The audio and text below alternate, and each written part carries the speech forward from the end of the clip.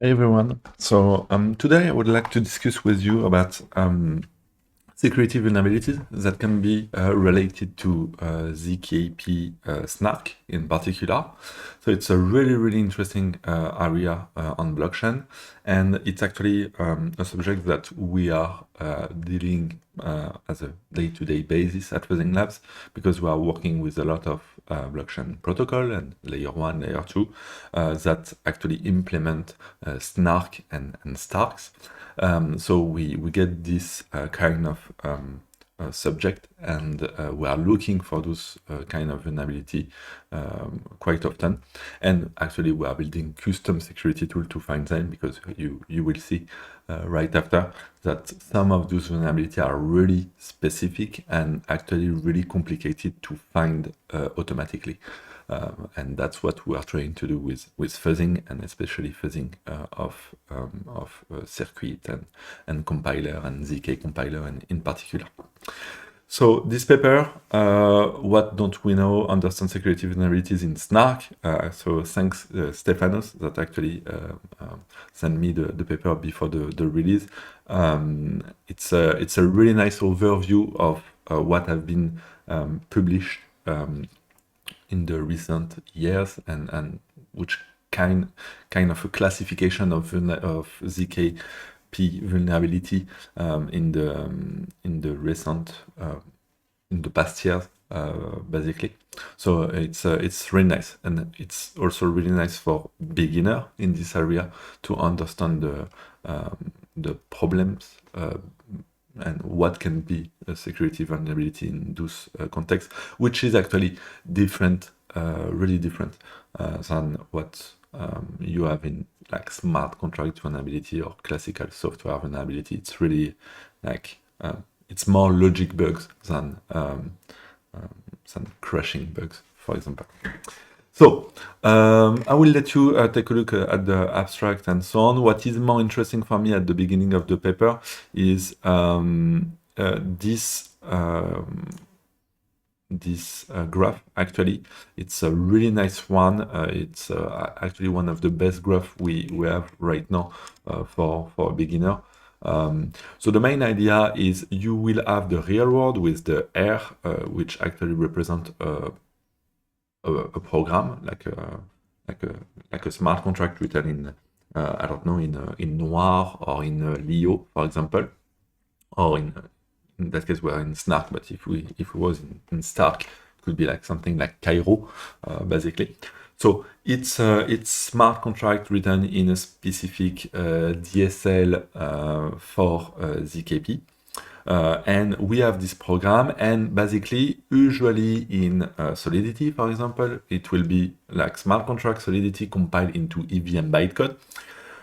In the case of SNARK, it's different. It's a source code that will be actually compiled into a circuit, which is different than bytecode. And this circuit could be mathematically represented as a suite of arithmetic operation like addition, multiply, and so on. And the fact that we're able to represent one into the other, we will be able to also do like mathematical proof and operation on that. I will not enter in the detail. I'm not like a crypto expert at all, and I will not be using the proper word, I'm pretty sure. So just what you need to understand is we have a program. It will be compiled by the specific compiler into an interpreted representation and into a circuit. We will have public input and private input. So that's the stuff that is a bit particular. We will have private input. We will generate witnesses. So it's kind of a combination of both with the context of the circuit. We will get the X and the X and W. And basically, once we have that, this stuff will be used to do the setup, the CRS and the setup of that. we will generate proof and so on. So that's the role of the prover. Then when you will do an operation, you will want to prove that typically you know the private input without giving out this private input. So that's the purpose of ZKP in that case. I want to prove something without telling you that I know the secret, but I still want to prove you I'm right, and you want to verify I'm giving you the good answer. So that's the idea behind that, with of course a lot of maths behind.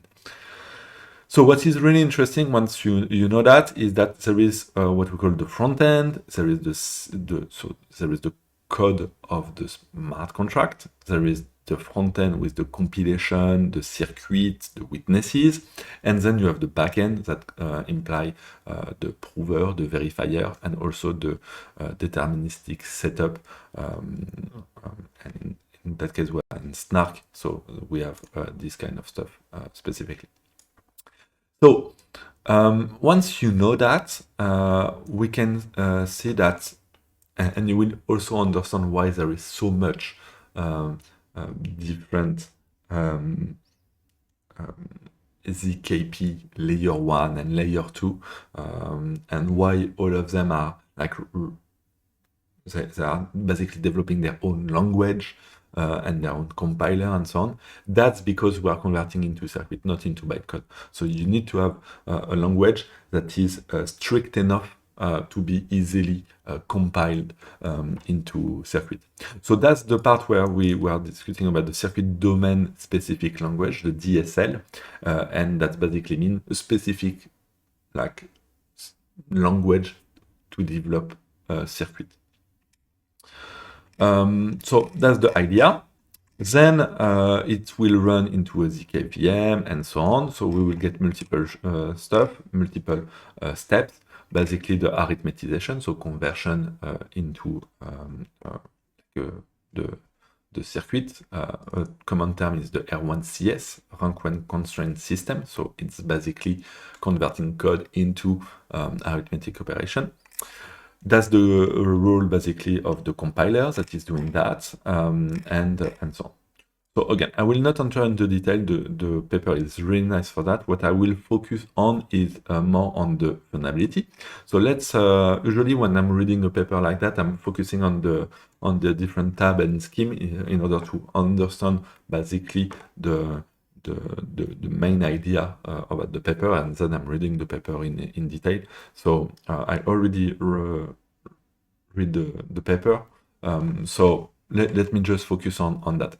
What is interesting there is the categorization of adversarial role, so who is the attacker, basically, and in what are the knowledge or not needed by the attacker. So if the attacker is at the network level, you can see that he potentially have knowledge about the public inputs, but he will not get knowledge about the private inputs. He will get knowledge of the circuit because it will be published on the blockchain. He will get access to the public witnesses, not the private witnesses. Again, potentially arithmetization, or the arithmetization is done because you can take a look at the source code maybe. The CRS, potentially the prover key, the verifier key, all those stuff could be stuff that are basically inside the source code, or it could potentially get access to a prover or a verifier, and so on. So what is interesting is, okay, what does it know, and based on that, it will also help us understand which kind of attack can you do.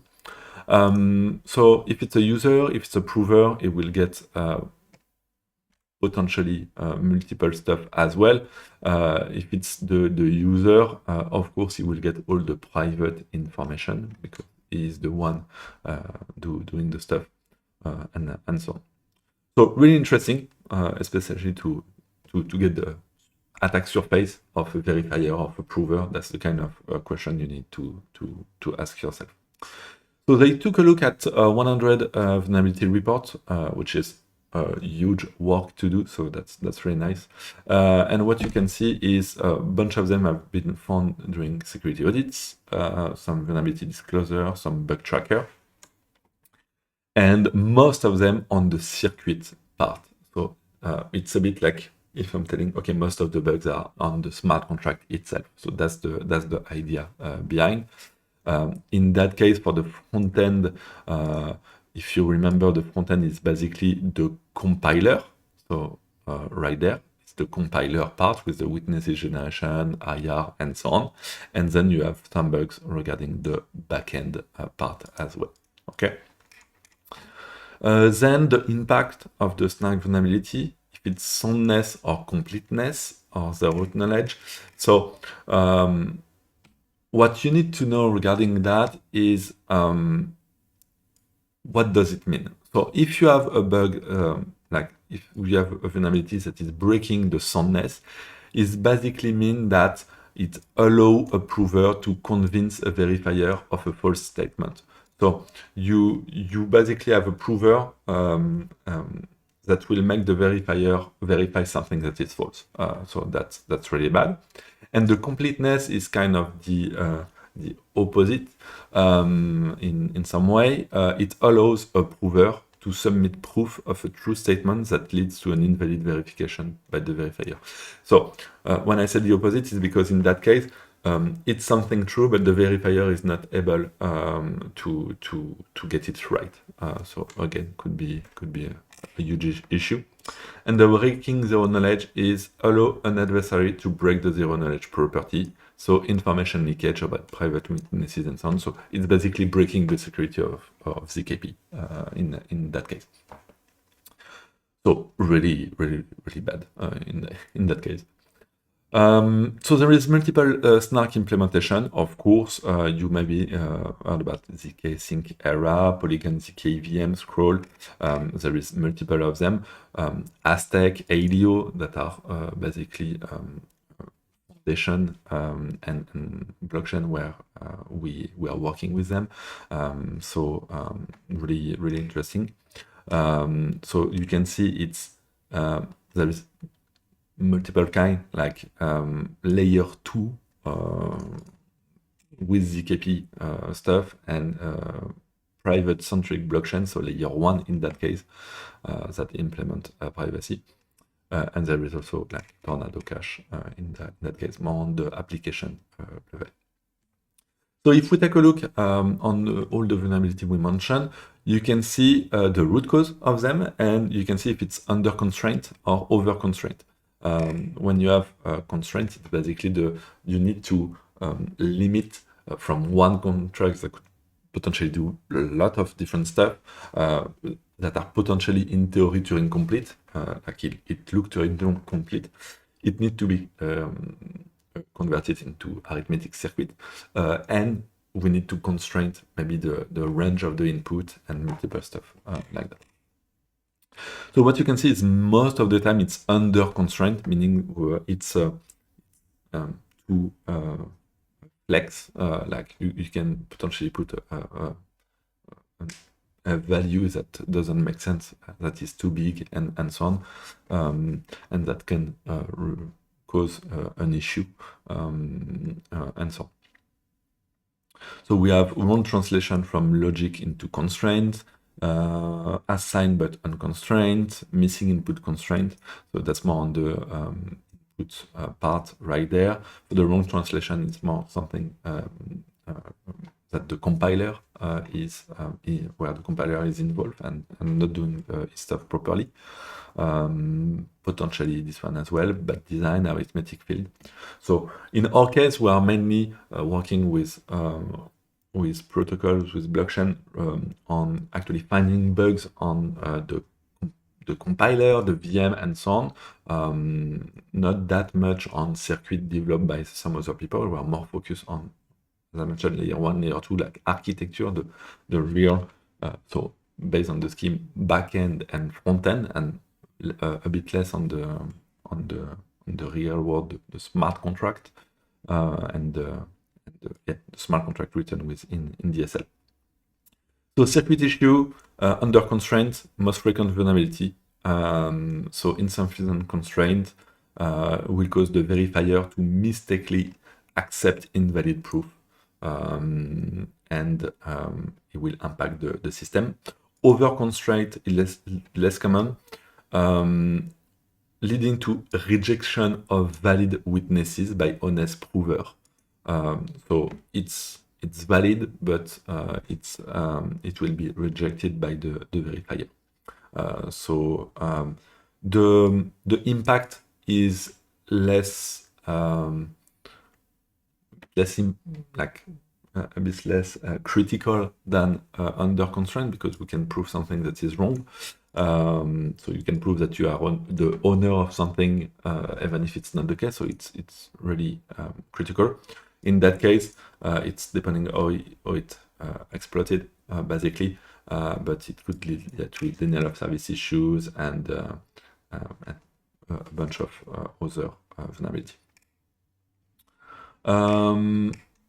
I will not enter in the detail of all of them because we are already like 15 minutes.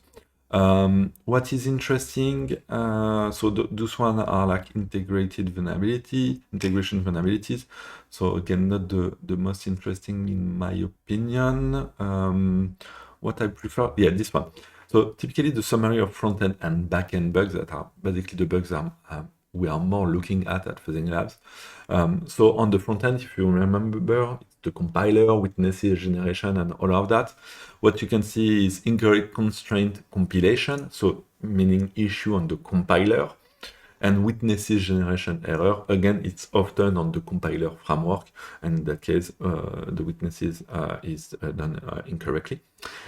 So the complicated part for that, typically for us when we are doing fuzzing on the compiler, is how do you find out there is an incorrect constraint compilation? And that's really complicated, because if you want to do that automatically, you need to understand, you need to know what you have been provided to the compiler, so you know the DSL, the smart contract you are giving, and what the smart contract is doing, and you actually are able to understand what have been generated on the other side, so the circuit itself.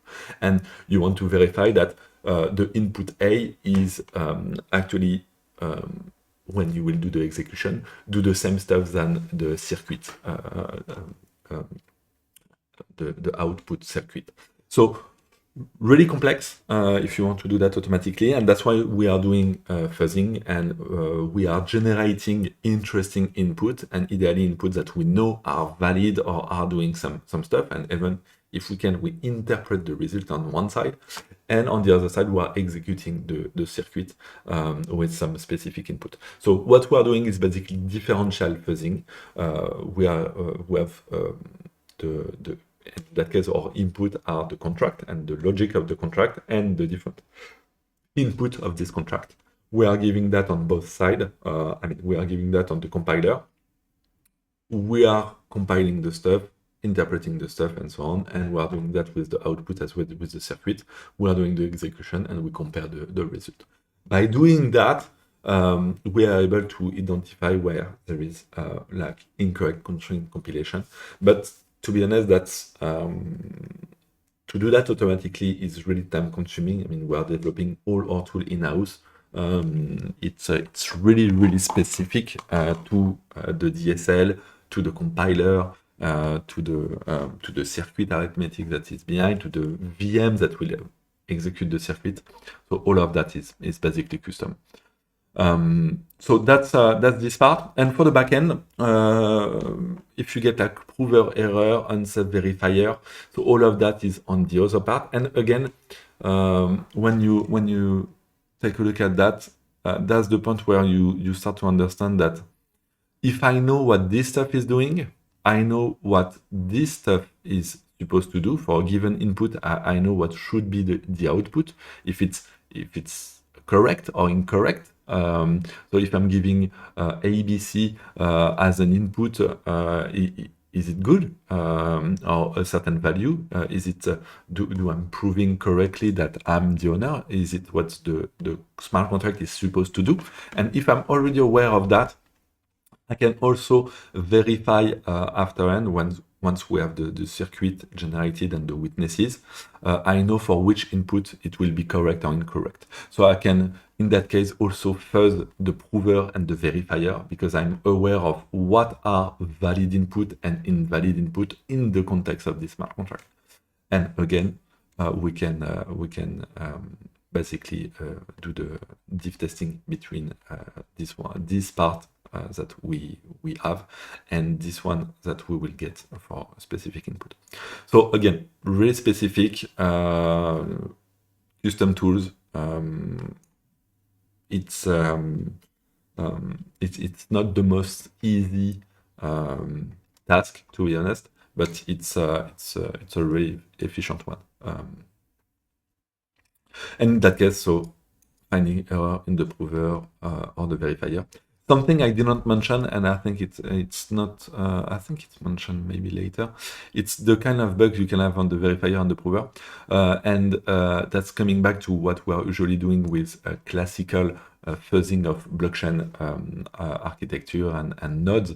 We are typically doing a lot of fuzzing on Rust and Go, and that's usually to find panics and bugs that are crashing the node.